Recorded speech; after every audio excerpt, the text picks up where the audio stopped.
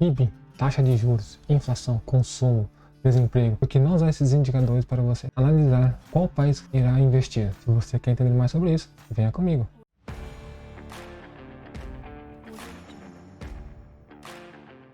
Sejam todos bem-vindos ao Investimentos na Europa. Meu nome é Alex Gonçalves, aqui nós falamos sobre economia, mercado, empreendedores e investimentos. Se você não é inscrito, inscreva-se, curta, compartilhe esse vídeo para alcançar mais pessoas e fortalecer nossa comunidade. Por que não usar esses indicadores macros no primeiro momento na sua análise para onde direcionar seu capital? Bom, primeiro eu já trouxe alguns outros indicadores que acredito ser mais palpáveis para você conseguir entender melhor a questão do país e da sociedade para poder investir. Esses indicadores macros, por mais que sejam usados e disseminados na comunidade e usados na análise top-down, que você faz análise do macro para o micro, esses indicadores têm algumas falhas, podem ser complementares, mas não são tão eficientes como parecem ser.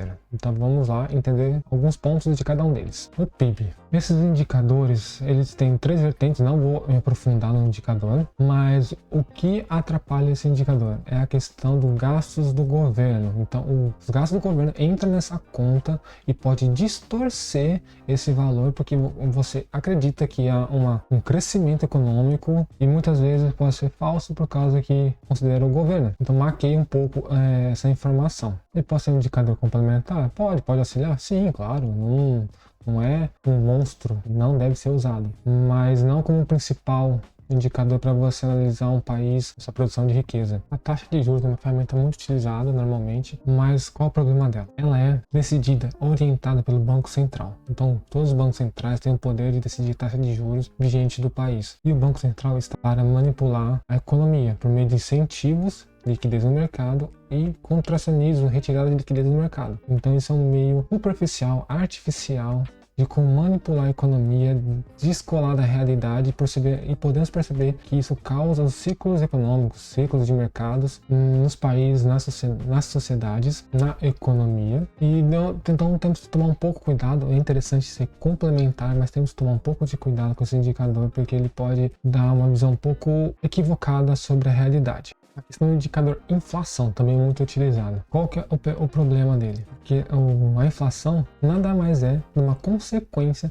das políticas econômicas feitas pelo Banco Central por meio da taxa de juros. Então a inflação deriva da taxa de juros que é controlada pelo Banco Central e é cuidadoso ao utilizar esse indicador. A questão do indicador do consumo, eu vou colocar aqui na tela um site que tem muitos indicadores mesmo em relação a consumo, a trabalho, a produção. É bem legal. Vou trazer um pouco mais de conteúdo sobre essa ferramenta e uma outra também, chamada TrendView, que esse é o Trend Economics. E tem o TrendView, que tem muita informação, só que além da informação, a questão é para onde olhar, qual indicador usar e o que ele significa, o que ele traz de informação para mim, como isso pode impactar e me ajudar a fazer escolhas melhores para os meus investimentos. Então vamos explorar mais essas ferramentas e vou continuar trazendo sempre mais ferramentas para vocês conseguirem melhorar e ter mais base ou subsídio para fazer as suas escolhas. Então, como diz o consumo, a questão do consumo, você consegue ver o consumo do país atualmente em comparação ao anterior, que pode ser uma crescente ou não,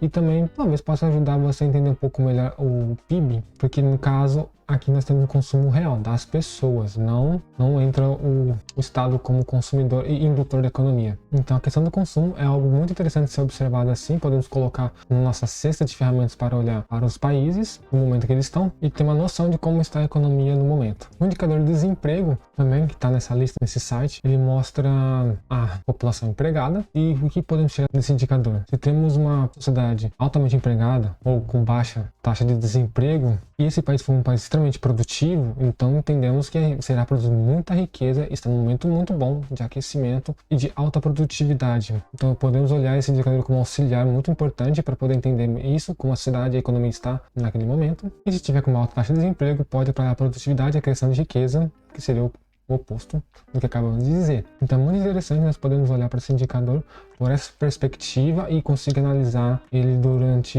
o ano vigente e comparar com o ano anterior e fazermos nossa projeção, nossa análise do mercado de trabalho.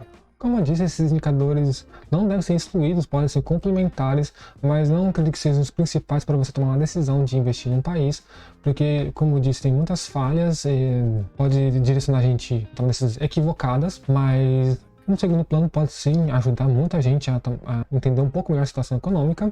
Podemos complementar o ponto de ciclos de mercado, chega um momento estamos num ciclo de baixa e vai acontecer, a recessão vai chegar, não tem o que evitar no mundo inteiro, e isso pode nos ajudar a entender melhor, a ver o momento, observar as oportunidades das empresas que estão aí, pode estar com descontado as suas ações ou qualquer os outros ativos financeiros. E lembrando, fundamento não muda do dia para a noite, as empresas vão continuar a produzir, elas vão continuar no mercado porque elas querem sobreviver, porque elas precisam sobreviver, elas precisam estar lá para poder gerar riqueza e conseguir lucrar. E o que nós mais queremos são empresas lucrativas. Quero trazer um bônus aqui dos indicadores que eu esqueci de colocar no vídeo anterior, e para complementar esse daqui também, para vocês olhar por outra perspectiva, por outra ótica, era um indicador de milionários por países. Porque o raciocínio é o seguinte: se as pessoas conseguem ficar milionárias, quer dizer que o ambiente de negócio seja favorável, que as taxações não sejam tão altas, as pessoas, ou mesmo sendo altas, elas conseguem prosperar, elas conseguem acumular capital. Então, algo para a gente levar em consideração, sim. E vamos olhar esses dados aqui para você entender como a gente pode olhar de uma forma mais interessante. Bom, nesse caso, a gente sempre tem a ideia dos Estados Unidos, que é o país que mais tem riqueza, o PIB, maior PIB, só que por mais que tenha um número absoluto de milionários, está no topo, você pode ver, e também tem um market share muito grande no mundo, ver a questão de proporcionalidade de milionários até relativamente alta, 9,7% da sua população é milionária. Mas também tem uns outros lugares bem interessantes aqui. Eu vou falar mais um pouco na Europa, porque é o foco do canal. Mas se você olhar a Suíça, 15% da sua população é milionária. Da Holanda, o País Baixo, 8,5% das pessoas são milionárias.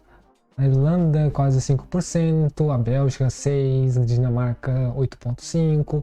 São números expressivos que boa parte da população ela consegue ser milionária, por mais que a população seja pequena, mas é proporcional à população. Entende-se que a facilidade de você se tornar milionário é alta.